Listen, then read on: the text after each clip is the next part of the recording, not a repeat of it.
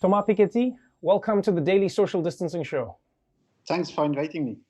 Or should I say, comment ça va? Comment ça va? Très bien, merci. You are one of the economists in the world who many people regard as a rock star economist, not just because of your ideas, but because of how easily you break your ideas down. One of the biggest things you talk about is inequality in the world. Coronavirus is going to shake up the world in a big way. Either there's going to be more inequality or things are going to get fixed. Just looking at the world the way it is now, what do you think we're about to experience? Well, I think this is one of these crises that we see in history that can really change people's view about the world and how we should organize the economy. Because at this stage, what we see is actually a big increase in inequality. So, if you have a lockdown in a big apartment or in a big house, it's not the same that if you are in a very small apartment or if you are homeless. And more generally, if you have a very low wage and very precarious job status, you have to go out to find work, to find money, even though this can be very risky for you. You have lots of problems with people who still need to pay their rent. I think this is a kind of time period where there is a strong pressure, that can actually change the balance of power, which is also a balance of ideology. If we learned from the 2008 crisis, if there's anything we learned, it was that the people who were the quickest to bounce back weren't people at all. It was the big corporations and the big banks. The little people lost everything. They lost their houses. They lost the money that they had put into their houses. They lost the jobs. Many people even lost their investment, whether it was 401ks or whatever they had put aside to save money in life. We learned about what happened, but if this is another recession, if this is another crisis, what can be done to prevent that from happening again? Well, first, I think we have to use public debt and money creation for the people rather than just for banks. So basically, after 2008, we used money creation in order to save Wall Street, to save bankers. It's probably better than if we didn't do anything, because in the 1930s, we let financial institutions go bankrupt one after the other, and this was not very good. So at least we've learned from this experience. But it's not enough to save bankers. You also want to save the planet. You also want to save the people.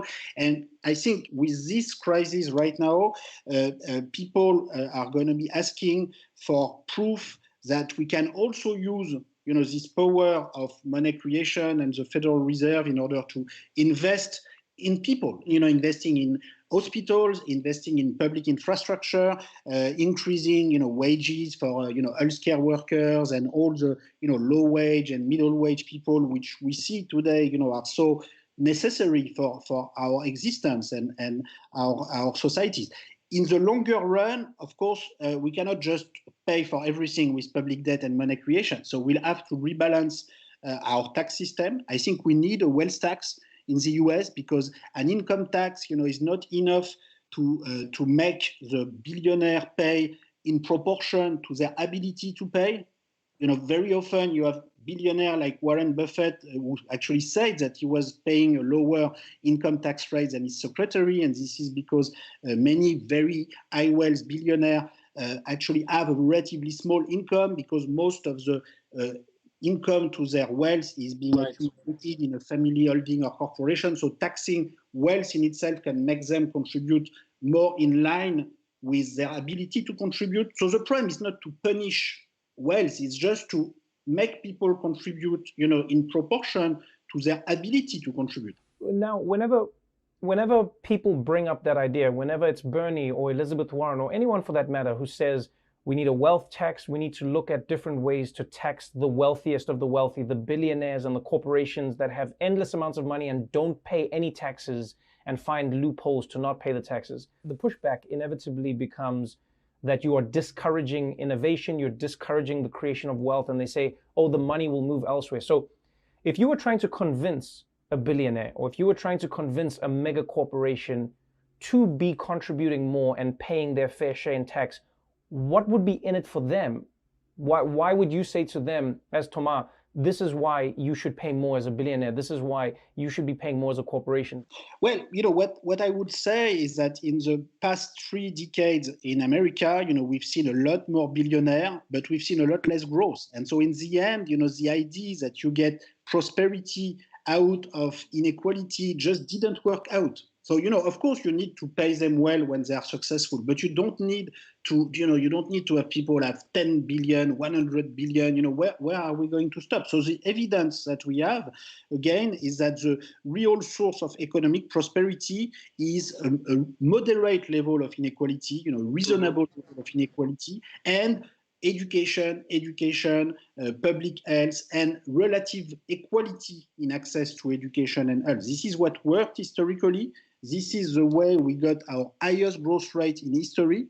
And when we started sort of investing in billionaire rather than investing in education and health, in fact, we've had a growth slowdown. And the past 3 decades, have not been decades of prosperity for America. So at some point, the theoretical discourse that we could have more growth by having more billionaires could be true, but if you look at evidence, it's just not working. It's not happening. Yeah, it's not happening. What do you think is the worst case scenario then? If you live in a world where the inequality just keeps on growing, the rich get richer and then the poor get poorer, what do we inevitably get to? Well, to me, the worst scenario is that, some still politicians, like Donald Trump or, Marine Le Pen in my country, in France, will use the frustration coming from income and wage stagnation and rising inequality in order to point out, some foreign workers or, some people to blame. And you can always find people to blame. In the US, you can find Mexico, China.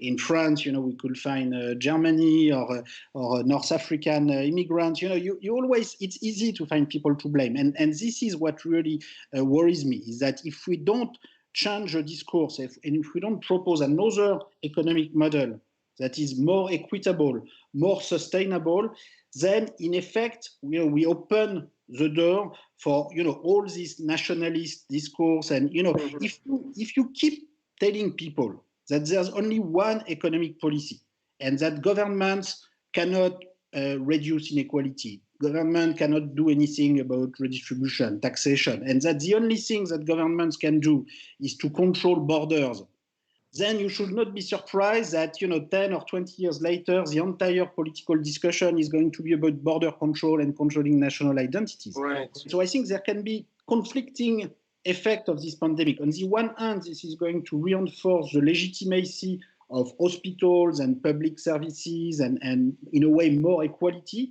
On the other hand, it could also reinforce, the fear of strangers and the return to the borders of the nation state. And which view is going to win, depends also on all of us. This is a way, in the end, to pick the right trajectory, or at least to put pressure on, our politicians and our political system to go in the right direction.